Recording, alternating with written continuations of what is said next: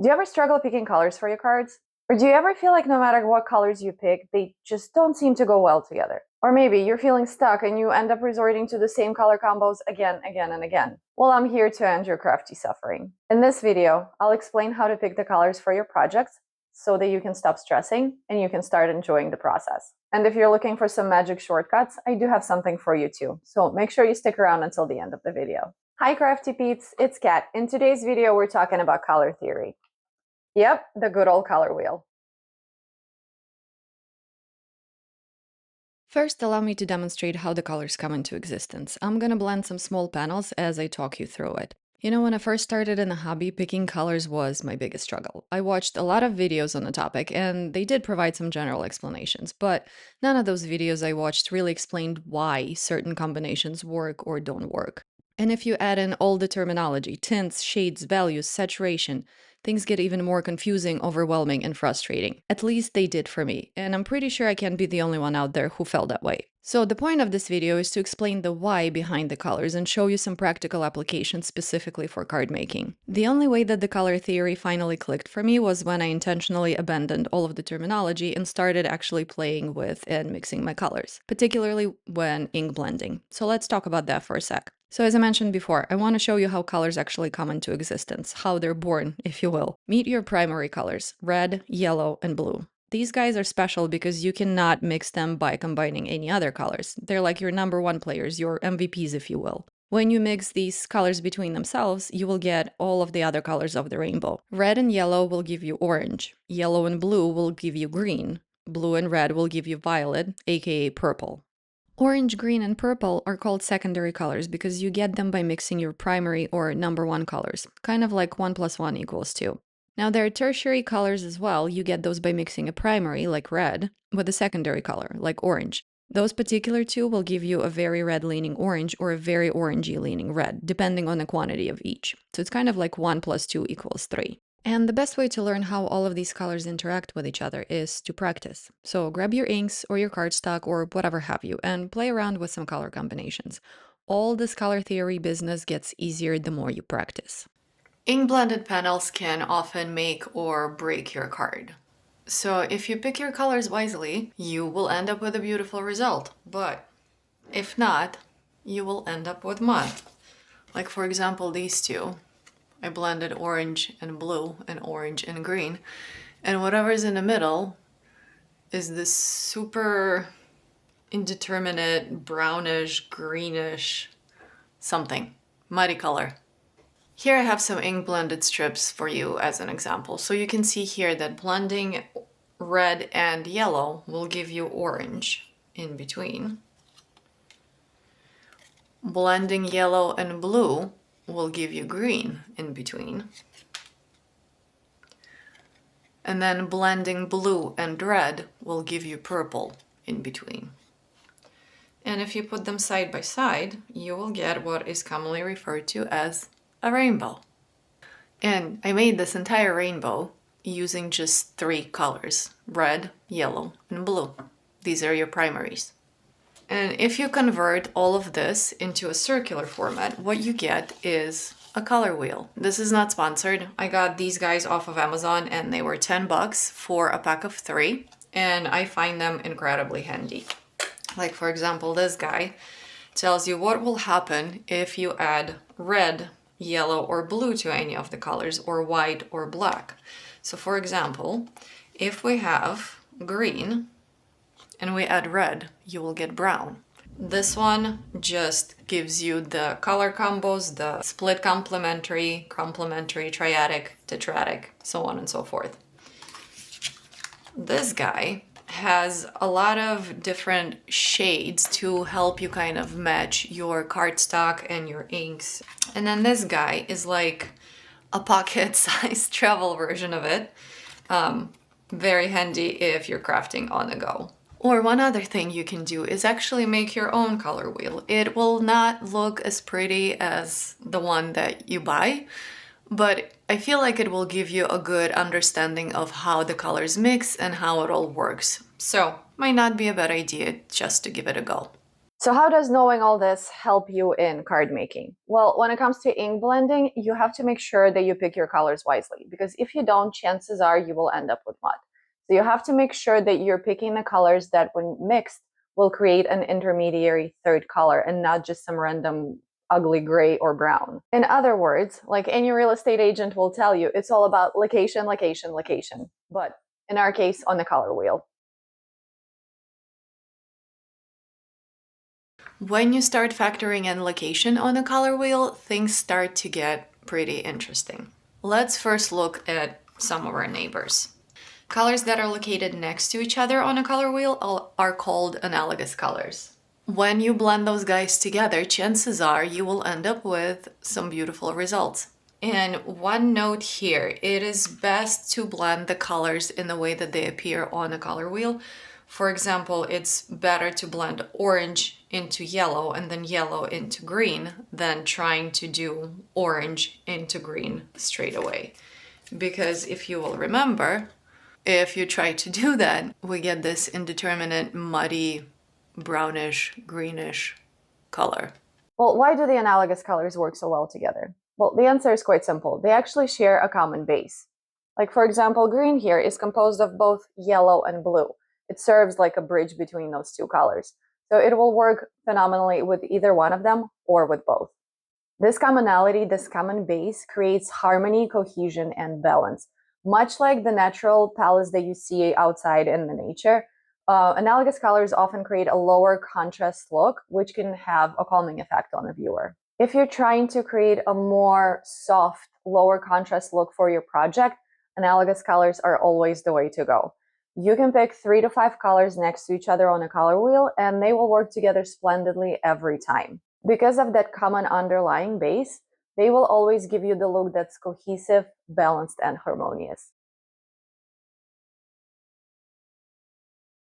Now, what about the colors opposite each other on a color wheel? I'm pretty sure that you've heard that this color combo is called complementary color combo. And the most common example that probably everybody has heard of is your Christmas color scheme, your green and your red.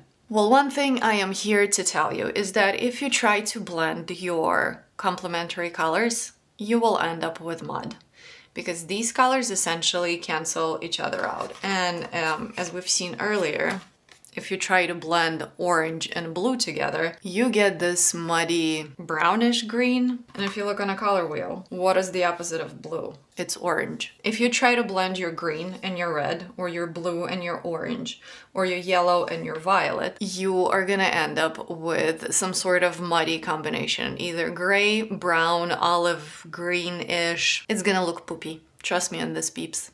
While I would certainly avoid blending two complementary colors together, that's not to say that that's impossible. You will just need to add a third intermediary color. Like, for example, in our case, to get from red to green, I would add yellow to get that bridge between the two colors.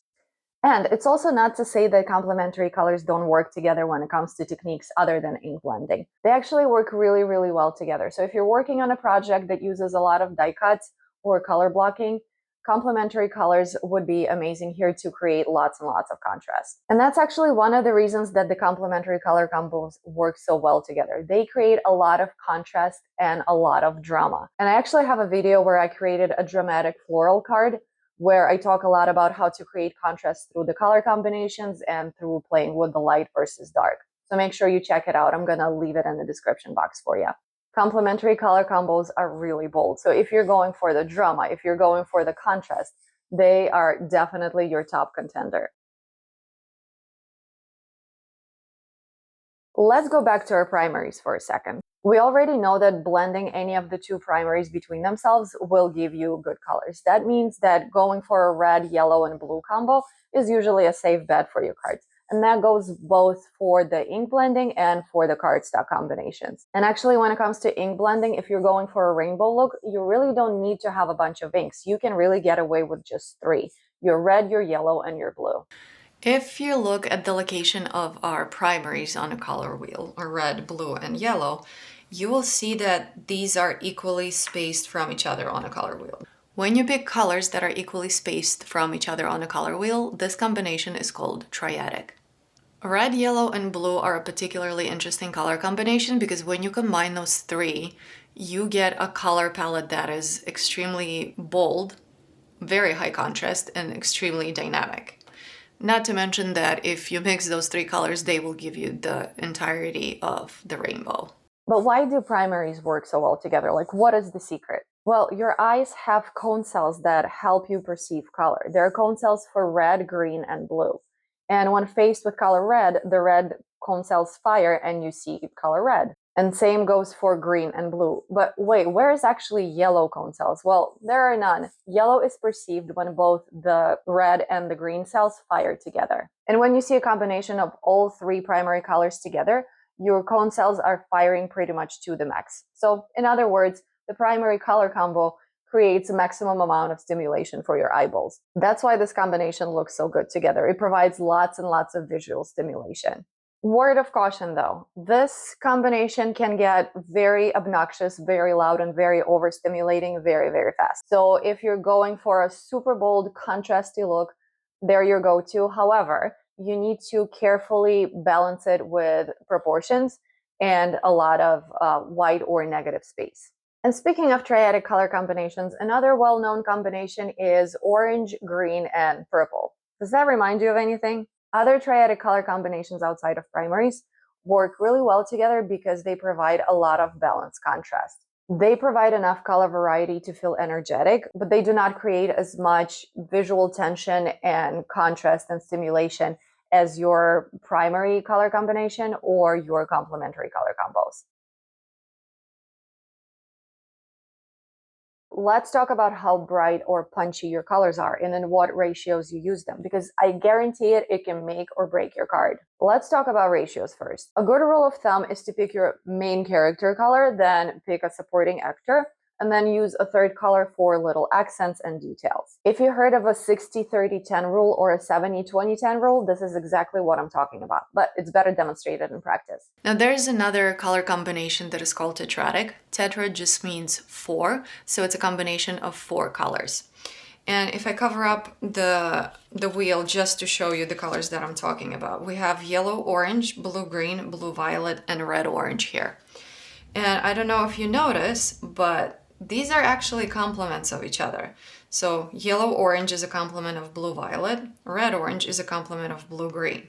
So in ink blending, if you will mix all of those colors between themselves, you will get, again, mud.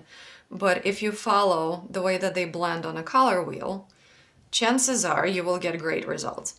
For our purposes today, I am going to use an incomplete tetradic combination. So I'm going to pick out red-orange, yellow-orange, and blue-green. And I'm going to completely disregard the blue-violet here. This is one of the ways you can also do your palettes. You can just use an incomplete tetradic color combination. Now, getting to the practical example of our ratios and our colors. So here I have for you some panels cut to a certain size. The larger panel represents the 60% of your standard A2 4¼ by 5½ card front. This tiny little piece here, the blue-green, represents 10%, and this medium-sized piece of orange-yellow represents the 30%. And in theory, like we talked about just a second ago, the color combination of red-orange, yellow-orange, and blue-green should work just fine. However, if you look at this, I don't know about you guys, but this is pretty obnoxious to me. So how can we fix this? Well, first, let's see what happens when we start playing around with the ratios. What if I replace this 60% orange with a different ratio? What if I make it 60% orange-yellow instead? And then my 30% is going to be yellow-orange. And I will keep my blue-green at the same 10% for now. If you look at these two side by side, this one is slightly less obnoxious. It's still very much obnoxious, but it's slightly less so. So let's see what happens if we play with it further. What happens if I do 60% blue-green, 30% yellow-orange, sorry, this is orange-red, and then 10% orange-yellow. Now, between all three of these, which one do you find the most appealing? For me, it would be this one. Or even if we switch it out to 30% orange yellow and 10% orange green, I think this would look even better. So out of all three of them, this one seems to be the most pleasing to the eye. But why is that? And this is because we used our punchiest colors in the appropriate ratios, so that they're not overpowering each other and the neighboring colors or overtaking the entire card, so to speak. This is where saturation starts to really, really matter. And when I say saturation, what I mean is how vivid, how bright, how punchy your color is. Does it punch you straight into your eyeballs or does it soothe them? The problem with this color combination is that both the orange and the yellow are extremely saturated, and in higher ratios they really, really overpower this pale blue-green, which is pretty much a pastel. So these two colors provide too much visual stimulation compared to your third, and this is where the dissonance is. If you're making a card and it looks like something is off but you can't exactly put your finger on it, chances are the problem is not with the colors themselves entirely, but more with the saturation and the brightness. So in order to fix this, what you can do is you can either dial it all down for all of the colors or dial it up to the max. So what happens if I replace this very light blue with its darker equivalent? And as you'll see, this color combination works better because this, while it's a dark color, darker version of the teal, it is also a very saturated color.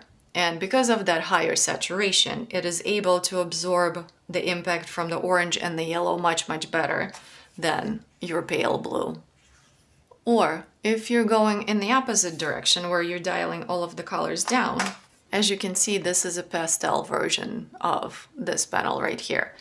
And what we have going on here is that all three colors have equal saturation, more or less equal saturation. So they harmonize with each other much, much better than if I was to switch them. In this case, yellow and orange overpower my pale blue, and in this case, my pale orange and pale yellow are overpowered by this dark teal. If we switch them back, looks much, much better. Now, this is all fine and dandy, but we don't usually make cards with the panels like this. I mean, you certainly can do a color blocking card, but that's not the point.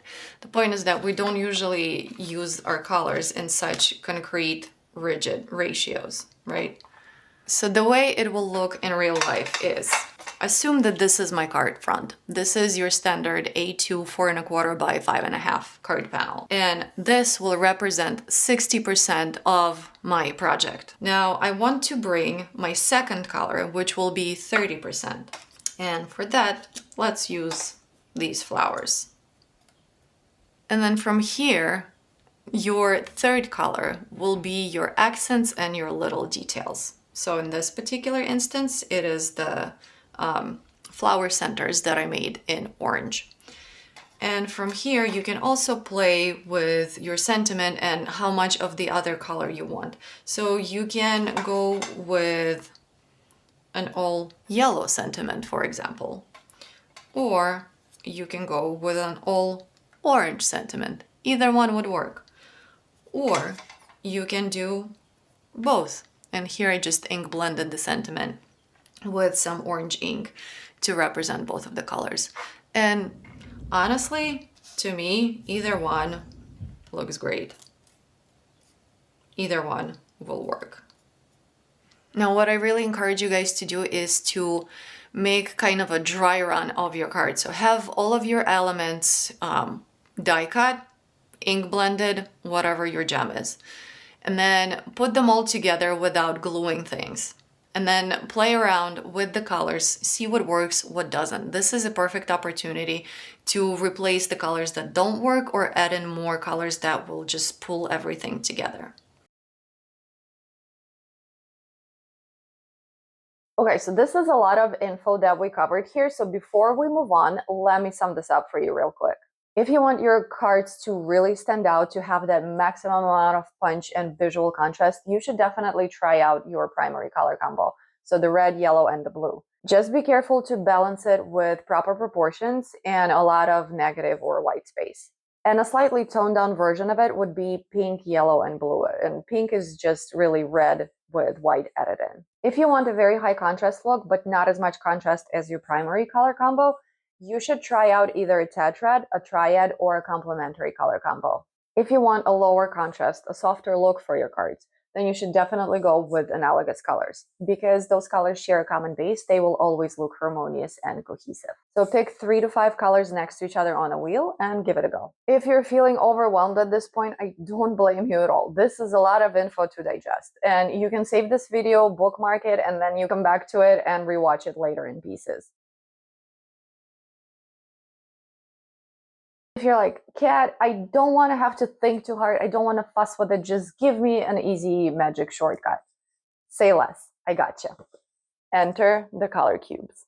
This is not sponsored. I got these as a Christmas present from my mother-in-law, but if I had to buy them again with my own money, I absolutely would, because these babies have been the absolute best tool in card making for me, the most helpful. Now, they're not cheap, but there is a cheaper digital version out there that is actually pretty convenient to use. You can search by keywords or by colors.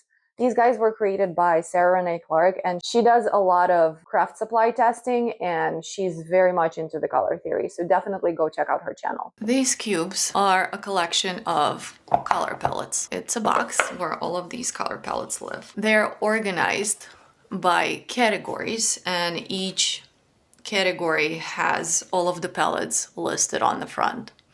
So for example, this one is breathtaking sunsets, and you can see that it's full of beautiful, beautiful cards. Now on the back, each one says which number is which palette, so you can easily find it in your stash. So let's say I want palette number 509. So I'm gonna go in here, take out all of these guys, go through them,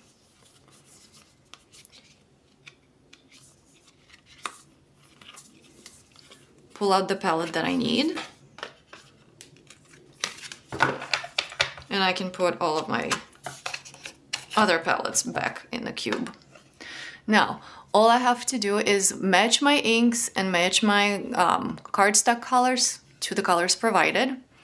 And on the back here, it also gives you the gradation in the shades. So from light, medium to dark. And also the color names and the hex codes in case you want to use it on your digital projects. Super, super handy. Incredibly useful. Highly recommend. Each cube has, I believe, 250 palettes, and there are 4 cubes in total available right now. So that gives you, what, 1,000 palettes? Again, these are not sponsored. Nobody paid me to say the things that I'm saying.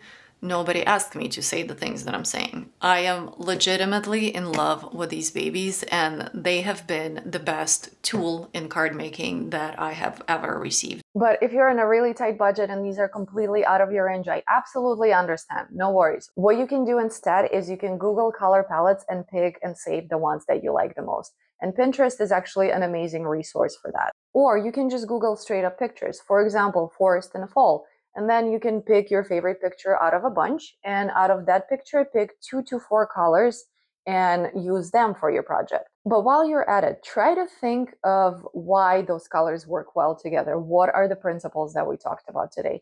Are they analogous colors? Are they complementary colors? Remember, the more you practice, the easier it gets. Before you know it, you're going to be the color expert. All right, y'all, if you found this video helpful, please show it some love by giving it a thumbs up and sharing it with your crafty friends. And don't forget to subscribe for more videos like this. Thanks so much for watching, y'all. Bye.